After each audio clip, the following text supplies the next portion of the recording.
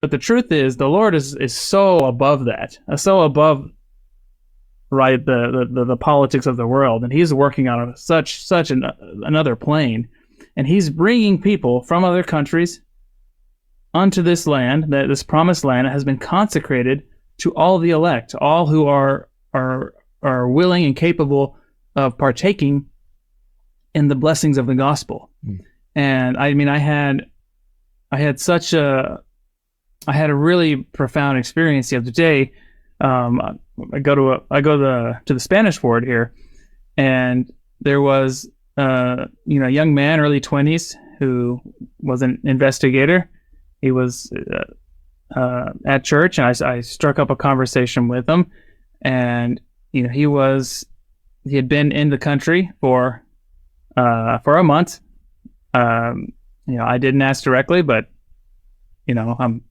got the vibe that he didn't exactly come in through a port of entry. Didn't have all his paperwork in order. Undocumented. Undocumented. Okay, but listen to this testimony. So I asked, how'd you make it, to church? Yeah. He said, I actually found the church in Mexico. I was like, okay. And he said, so I got a copy of the Book of Mormon, and I started reading. I just really liked reading it. But all of my family was saying, no, you're Catholic. What are you doing? Like, why are you fooling with that?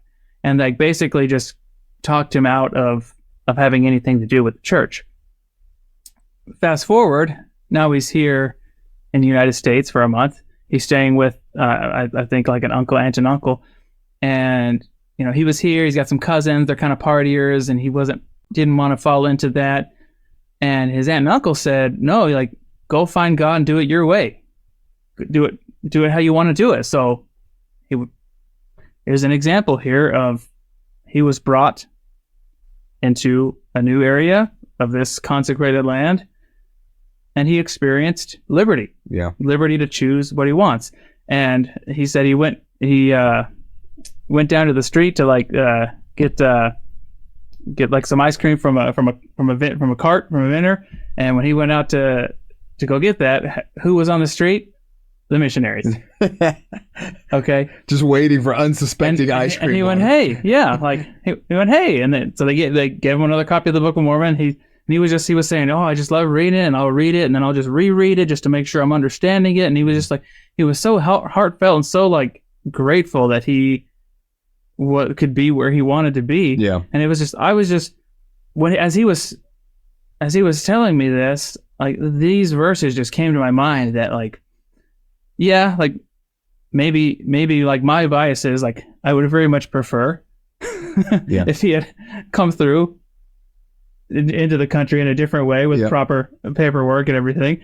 But the Lord's ways are not my ways. Yeah. And the fact is, none shall come into this land save they should be brought by the hand of the Lord. And in this case, the Spirit was working. Yeah. And he was, despite all of the way I think my bias is, the Spirit was working, and this young man was growing in the gospel. Yeah. And that was just a wake-up call to me that the Lord's ways are not our ways. Hit that like button, leave us a comment, subscribe to the channel. We really appreciate it. They may seem like little things, but liking, commenting, it helps the algorithm push our content out to more people. So it's our small way of sharing the gospel in a social media age.